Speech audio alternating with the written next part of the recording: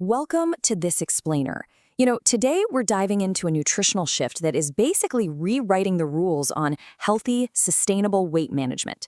Look, if you're totally exhausted by those dramatic, super restrictive diets that just leave you starving and miserable, you are absolutely in the right place. We're going to look at the data, break down the actual science, and map out a practical, everyday approach that is way more effective than just starving yourself. Okay, let's jump right in. What would you say is the most underestimated tool for weight loss? When people start trying to hit a goal, they usually want some flashy new trend, right? Or some complicated hack. But the real answer? It isn't glamorous at all. Actually, it sounds almost too ordinary to be a secret. The answer is dietary fiber. It's quiet, it's not flashy, but man, when you use it correctly, it is profoundly effective. Here's our roadmap for today. We'll cover the quiet power of fiber, the science of satisfaction, how to escape the diet trap, making small changes for big impact, and finally, looking beyond just the plate. Section 1. The quiet power of fiber, the unsung hero of nutrition. So what's really fascinating here is the actual definition. Fiber is a carbohydrate, sure, but the way it acts in our bodies is totally unique. Because it's found primarily in plant foods, it passes through your digestive system without being fully broken down. It doesn't act like a standard carb that just spikes your blood sugar and vanishes.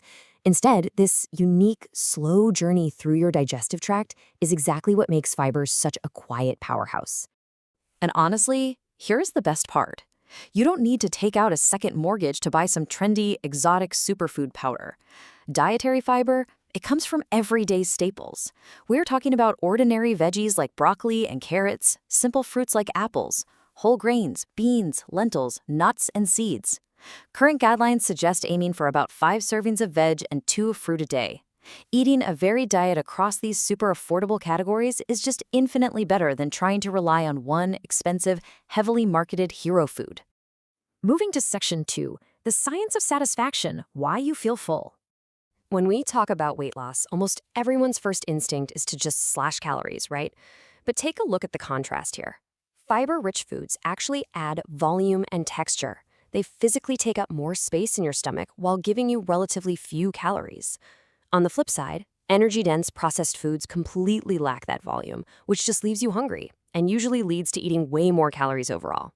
So the crucial takeaway is that you aren't necessarily eating less food. You're eating food that takes up more room for less energy.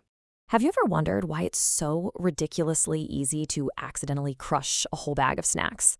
Well, because fiber takes longer to chew, it physically slows down how fast you eat. This natural pacing gives your brain that crucial window of time it needs to finally go, oh, wait, I'm getting full. It naturally prevents all that unnecessary snacking and makes keeping your portions in check feel easy and satisfying, instead of feeling like this endless battle of willpower. All right, Section 3, escaping the diet trap, breaking the cycle. Look, if you remember only one single phrase from this explainer, please let it be this: replacing, not removing. That right there is the whole spirit of a sustainable approach. Real sustainable nutrition is about adding and swapping nutrient-dense foods into your everyday routine. It's never about arbitrarily cutting out entire food groups. You don't have to stop snacking if you're genuinely hungry. You just replace that highly processed snack with an apple or maybe a handful of nuts. Because think about it, when you focus entirely on cutting things out, you inevitably fall into a trap. We've all seen those fad diets promising rapid, overnight results. But those aggressive, super restrictive plans are virtually impossible to maintain. Trying to eat as little as humanly possible creates these aggressive goals that just lead straight to burnout. And then you end up in that exhausting cycle of restrictive eating followed by weight gain. It's a familiar trap, but the good news is we can avoid it entirely. Which brings us to Section 4, small changes, big impact, building your daily routine. So what does this actually look like in the real world? It is incredibly simple. For breakfast, you might have some oats with berries, seeds, and natural yogurt.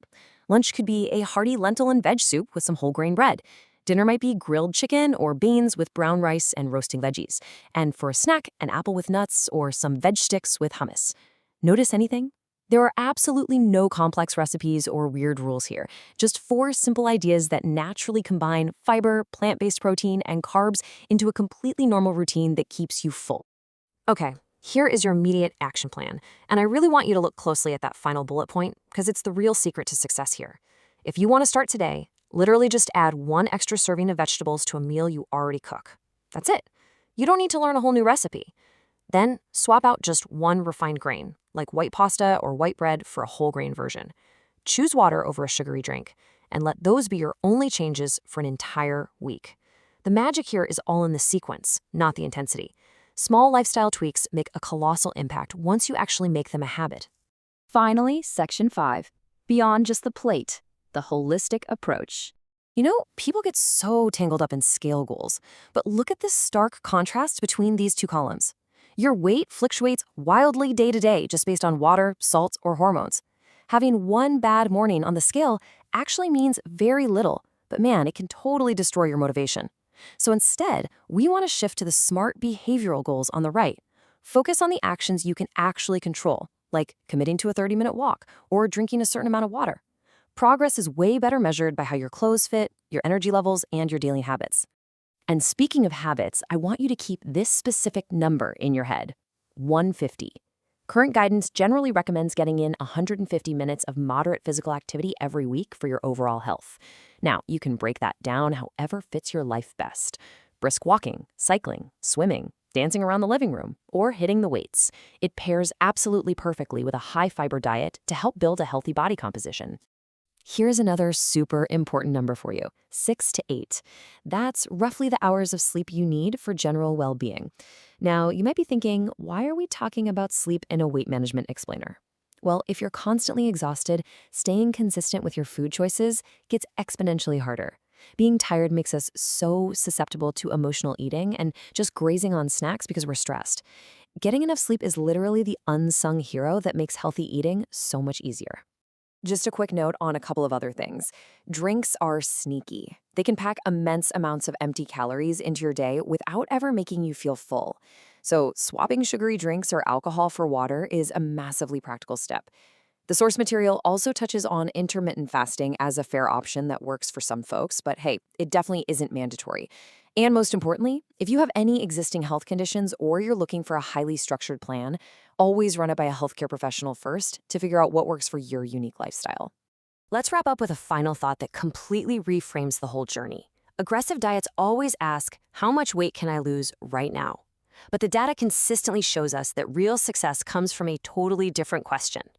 Ask yourself, which habits can I consistently maintain? Adding veggies, swapping in whole grain, maybe getting a bit more sleep? These are sustainable additions, not extreme restrictions. When you build from there, you create a foundation that outlasts any quick fix program. So, looking at your routine right now, what is the single, simple food swap you are willing to make today to start changing your life for tomorrow?